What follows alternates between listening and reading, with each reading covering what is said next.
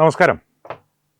തിരുവനന്തപുരത്ത് വട്ടിയൂർക്കാവ് നിയോജക മണ്ഡലത്തിൽ 2026 നിയമസഭാ തിരഞ്ഞെടുപ്പിനെ നേരിടുന്ന UDFിൻ്റെ സ്ഥാനാർത്ഥി കെ മുരളീധരൻ വളരെ ശ്രദ്ധേയനായ ഒരു വ്യക്തിയാണ്, ഒരു വ്യക്തിത്വമാണ്. കേരളത്തിലെ രാഷ്ട്രീയത്തെ സംബന്ധിച്ചുള്ള കാര്യമാണ് ഈ പറയുന്നത്.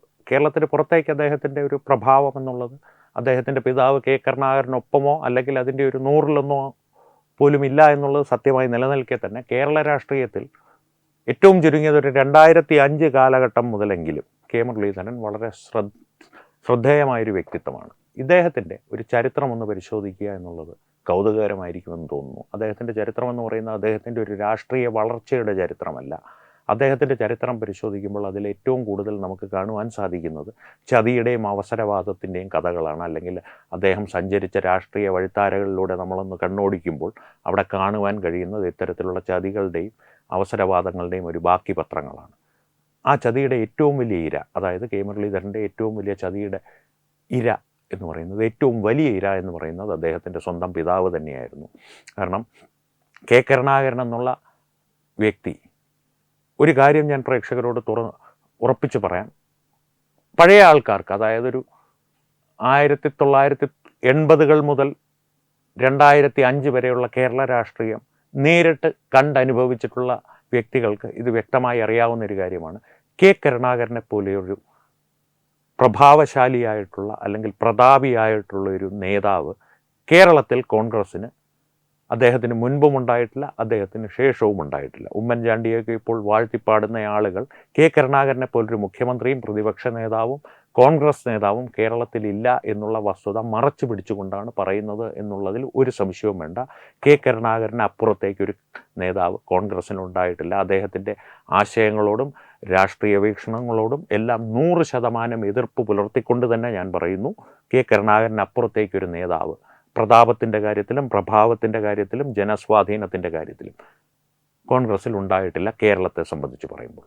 അദ്ദേഹത്തിൻ്റെ തണലിൽ വളർന്ന് അദ്ദേഹത്തിനൊപ്പം നിന്നിരുന്ന രമേശ് ചെന്നിത്തല, കാർത്തികേയൻ, MI ഷാനവാസ് തുടങ്ങിയ വ്യക്തികളെ പുത്രസ്നേഹം കൊണ്ട് തന്നെ തനിക്ക് അന്യരാക്കി തിരുത്തൽവാദികളാക്കി കെ കരുണാകരൻ മാറ്റിയത് കെ മുരളീധരന് വേണ്ടിയിട്ടാണ്. അന്ന് കെ മുരളീധരനെ പരിഹസിച്ച് ഇപ്പോൾ കെ മുരളീധരൻ്റെ ഉറ്റ ചങ്ങാതിമാരായി നടക്കുന്ന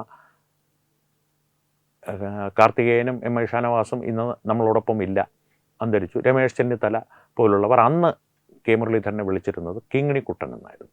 അതായത് കരുണാകരൻ്റെ ഒക്കത്തിരുന്ന് തങ്ങളുടെ രാഷ്ട്രീയ ഭാവി ഇല്ലാതാക്കുവാൻ വളരുന്ന ഒരു അമൂൽ ബേബി കിങ്ങിണിക്കുട്ടൻ. അമൂൽ ബേബി എന്നുള്ള പേര് കെ മുരളീധരനിൽ നിന്നാണ് പിൽക്കാലത്ത് രാഹുൽ ഗാന്ധിക്ക് ചാർത്തി കിട്ടിയത്. ഇതൊരു നുറുങ്ങ് വാർത്തയായി ഇടയ്ക്ക് പറഞ്ഞു എന്ന് മാത്രം, നുറുങ്ങായി പറഞ്ഞു എന്ന് മാത്രം കരുതിയാൽ മതി. രാഹുൽ ഗാന്ധിയെ വിടാം, കെ മുരളീധരനിലേക്ക് തിരിച്ചു വരാം. കിങ്ങിണിക്കുട്ടൻ എന്ന അപരനാമത്തിൽ തിരുത്തൽവാദികൾക്കിടയിൽ അറിയപ്പെട്ടിരുന്ന കെ മുരളീധരനെ രാഷ്ട്രീയ രംഗത്തേക്ക് കൊണ്ടുവന്ന് അടിയും തടയും അടവുകളും പഠിപ്പിച്ച് മുന്നോട്ടിറക്കി KPCC പ്രസിഡന്റ് വരെ ആക്കിയത് കെ കരുണാകരനായിരുന്നു. ആ കെ കരുണാകരന് ഒരു കാലഘട്ടത്തിൽ കോൺഗ്രസിൽ നിന്ന് സമാനതകളില്ലാത്തൊരു അനീതി, അത് അന്ന് പ്രധാനമന്ത്രിയായിരുന്ന നരസിംഹറാവുവിൽ നിന്ന് തുടങ്ങി. നരസിംഹറാവുവിൻ്റെ കാര്യം പറഞ്ഞു കഴിഞ്ഞാൽ കെ കരുണാകരനാണ് നരസിംഹറാവു പ്രധാനമന്ത്രിയാകുവാനുള്ള പ്രധാന ആണിയായി പ്രവർത്തിച്ചത്.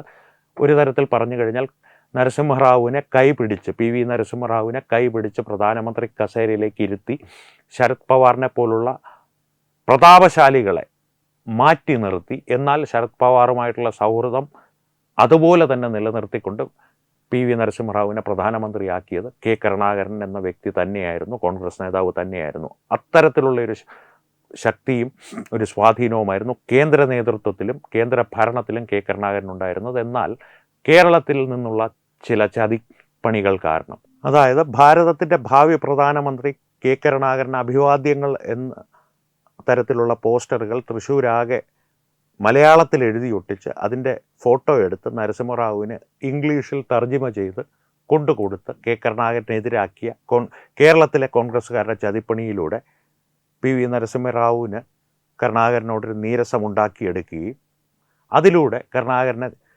ഘട്ടം ഘട്ടമായി കോൺഗ്രസ് പാർട്ടിയിൽ നിന്ന് തഴഞ്ഞ് പ്രത്യേകിച്ച് പ്രസക്തിയൊന്നുമില്ലാതൊരു തലത്തിലേക്ക് തള്ളിവിട്ട് ഏറെ മനസ്സ് വേദനിപ്പിച്ച് കോൺഗ്രസിൽ നിന്ന് ഇറക്കിവിട്ട ഒരു ചതിപ്പണി കോൺഗ്രസിൻ്റെ ചരിത്രത്തിൽ കേരളത്തിൽ ഉണ്ട്.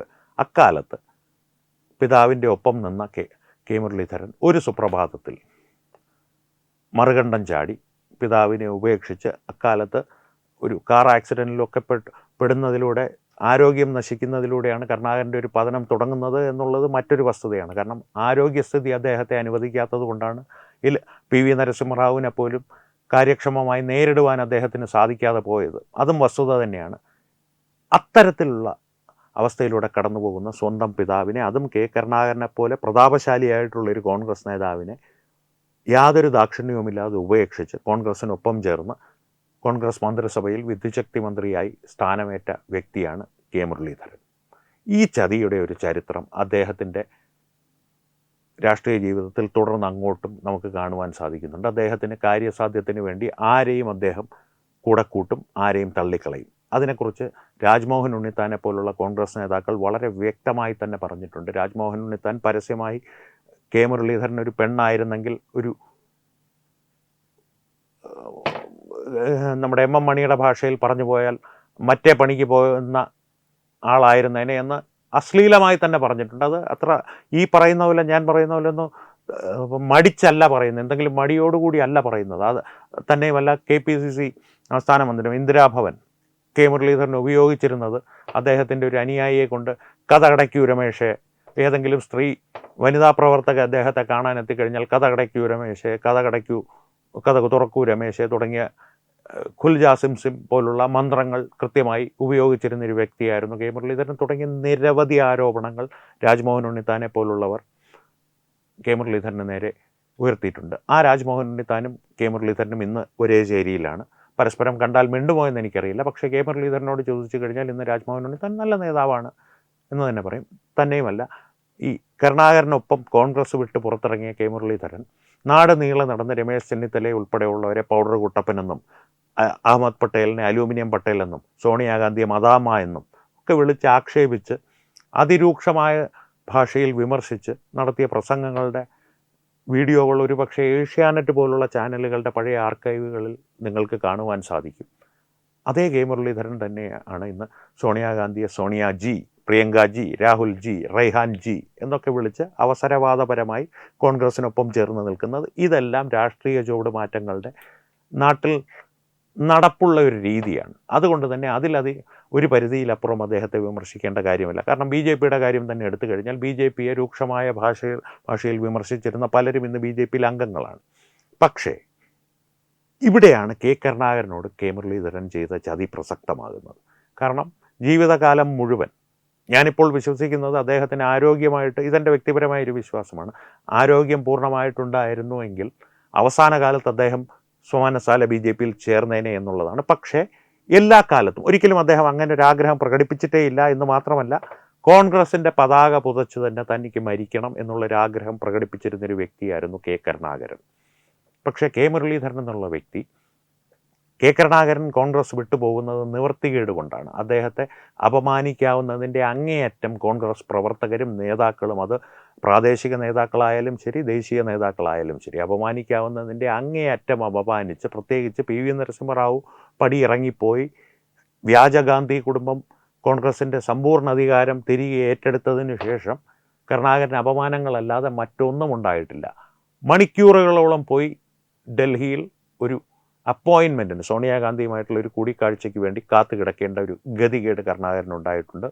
ഇന്ദിരാഗാന്ധിയുടെ കാലത്ത് പോലും, ഇന്ദിരാഗാന്ധിക്ക് ശേഷം രാജീവ് ഗാന്ധിയുടെ കാലത്ത് പോലും പ്രധാനമന്ത്രിയുടെ ഓഫീസിൽ കടന്നു ചെല്ലുവാൻ കരുണാകരന് മുൻകൂറായിട്ട് സമ്മതം വാങ്ങേണ്ട കാര്യമുണ്ടായിരുന്നില്ല എന്നുള്ളതും കൃത്യമായി പ്രേക്ഷകർ ഓർക്കണം, അല്ലെങ്കിൽ അറിഞ്ഞിരിക്കണം.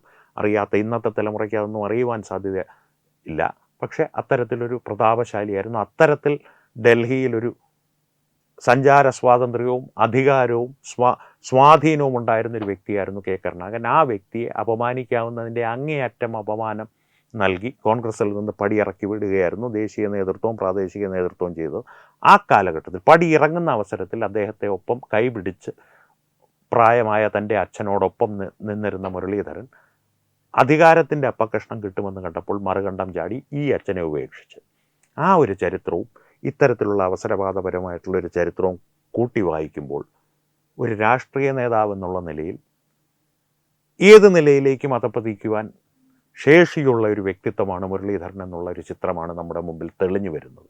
ഈ മുരളീധരനാണ് ഇന്ന് പ്രിയങ്കാ ഗാന്ധിയെ കൊണ്ടുവന്ന് തനിക്ക് വേണ്ടി പ്രചാരണം നടത്തിച്ച് മുരളിക്കായി പ്രിയങ്ക എന്നുള്ള ഫ്ലെക്സ് നാട് നീളെ അടിച്ചൊട്ടിച്ചു വയ്ക്കുന്നത്. ഈ ഒരു ചരിത്രം പ്രേക്ഷകരെ ഒന്ന് ഓർമ്മിപ്പിച്ചത് എന്തിനു വേണ്ടിയിട്ടാണ് എന്ന് ചോദിച്ചു കഴിഞ്ഞാൽ, മണ്ഡലങ്ങളിൽ നിന്ന് മണ്ഡലങ്ങളിലേക്ക് അവസരങ്ങൾ തേടി പാറിപ്പറക്കുന്ന, സ്വന്തം മകൻ തന്നെ ചാവേറായി അച്ഛൻ ഇറങ്ങുന്നു എന്ന് പറയുന്ന ഒരു രാഷ്ട്രീയ വ്യക്തിത്വമായി മുരളി മാറിക്കഴിഞ്ഞിരിക്കുന്നു. അത് സ്വാഭാവികമായൊരു പരിണാമം മാത്രമാണ് അദ്ദേഹത്തെ സംബന്ധിച്ച്. അദ്ദേഹത്തെ രാഷ്ട്രീയമായി അറിയുന്നവർക്കും അദ്ദേഹത്തിൻ്റെ രാഷ്ട്രീയ ചരിത്രം ഒന്ന് വിശദമായി പഠിക്കുന്നവർക്കും അത് വ്യക്തമായി മനസ്സിലാകും.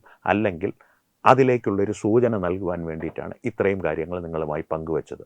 എന്തായാലും നിങ്ങളുടെ കെ മുരളീധരനെ സംബന്ധിച്ചുള്ള അഭിപ്രായം എന്താണെന്നുള്ളത് കമൻറ്റുകളിലൂടെ അറിയിക്കുക. വീണ്ടും കാണാം. നന്ദി, നമസ്കാരം. HIV അണുബാധ സന്തോഷപൂർണമായ ഒരു ജീവിതത്തിന് തടസ്സമല്ല. HIV അണുബാധയ്ക്ക് ഫലപ്രദമായ ചികിത്സ ഇന്ന് ലഭ്യമാണ്. ഇതിന് യഥാസമയം അണുബാധ കണ്ടെത്തുന്നതും കാലേക്കൂട്ടി ചികിത്സ നടത്തേണ്ടതും അത്യാവശ്യമാണ്. സൗജന്യമായ ചികിത്സയും മാർഗനിർദ്ദേശങ്ങളും സർക്കാർ ആശുപത്രികളിലെ ART അഥവാ ഉഷസ് കേന്ദ്രങ്ങളിൽ ലഭ്യമാണ്. ആരോഗ്യ സംരക്ഷണം ഓരോരുത്തരുടെയും ഉത്തരവാദിത്തമാണ്.